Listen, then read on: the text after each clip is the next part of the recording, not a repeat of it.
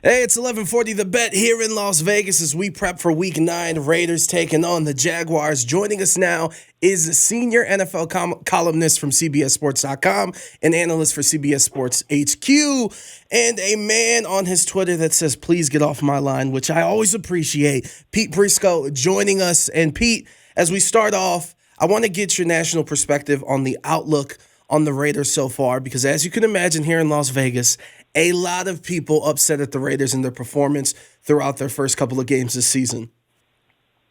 Well, they should be. I mean, they've underachieved. This is a team that a lot of people thought would, maybe compete for the division title, and so far they haven't done that. And after watching them last week on tape against the Saints, they have major offensive issues. The offensive line was terrible that day. Devontae Adams, I know he was sick and he played like it. He didn't play fast at all, and it was hard to get the running game going. So they have reason to be concerned with this team. It just hasn't lived up to expectations yet.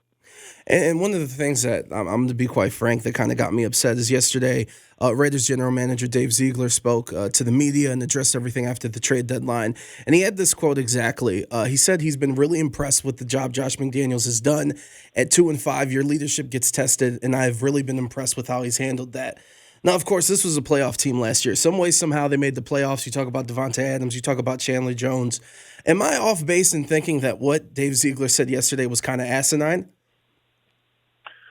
Well, I mean, they've had some injuries, so you got to give the benefit of the doubt on some of that stuff. But, yeah, I wouldn't have said he's done a great job. I mean, how can you look at that record and think with all the talent that they have that he's done a great job? So, no, I mean, it's misguided to say that, but they're good friends. He's going to stick by his guy.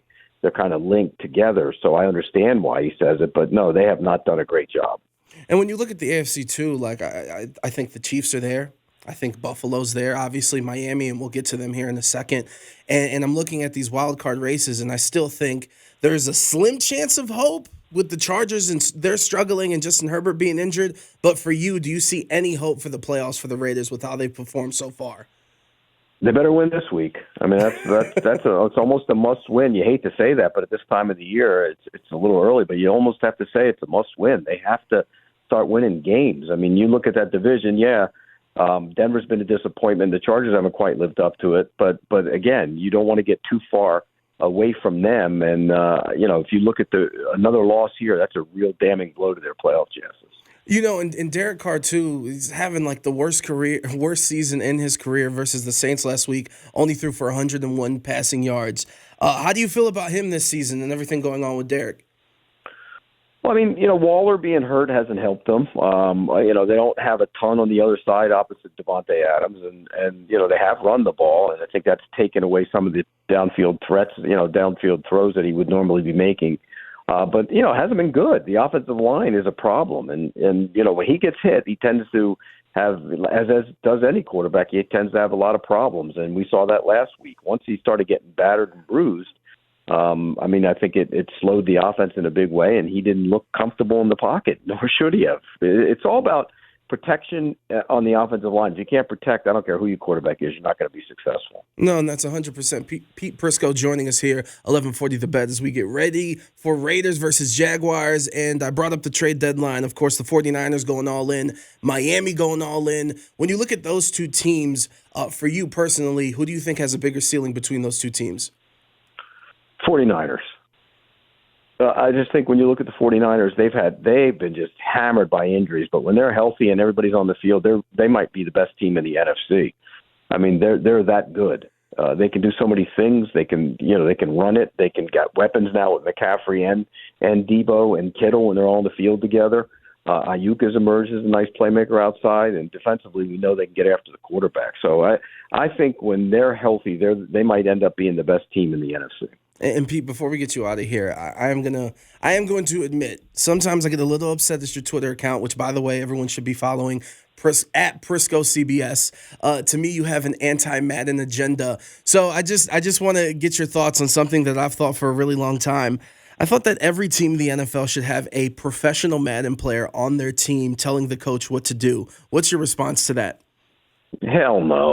Come on. Well, look, Playing Pete, here's my games. I thing. don't have an anti-Madden thing. I just think people have learned football from playing Madden, and it's not. You don't do that. There's games. It's actual human beings, and not just a computer.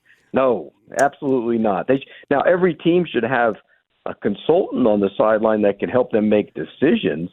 But That's what I'm saying. Because look, in the competitive not a Madden player. Just because you play Madden doesn't mean you know football. It means you know how to play Madden. Well, I mean, there's a lot of people who play Madden that never even sniffed the football field and have no idea about flow of the game, emotion, all that stuff. You got to be able to be around the game for a long time. That's not to say I'm dissing on people who play Madden football. It's just, come on, hire somebody who played Madden football to be your analyst on the sideline. No, absolutely not. Well, Pete, my whole mentality with that is that they play 4-minute quarters. So, like, they understand the possessions and how important they are. So they've been in these situations where they need to score and they don't have that much time and they know this might be the only time I get the ball. But we agree to disagree. Madden plays 4-minute quarters? For professional, like the competitive, those dudes playing for like hundreds of thousands of dollars, they're usually either 4 or 3-minute quarters. Okay, So, well, there you go. Then it's not the same game. I mean, you can safely said it's not. If you're playing 4-minute quarters, you're not playing the same game. It's a different game. It's not close to being real.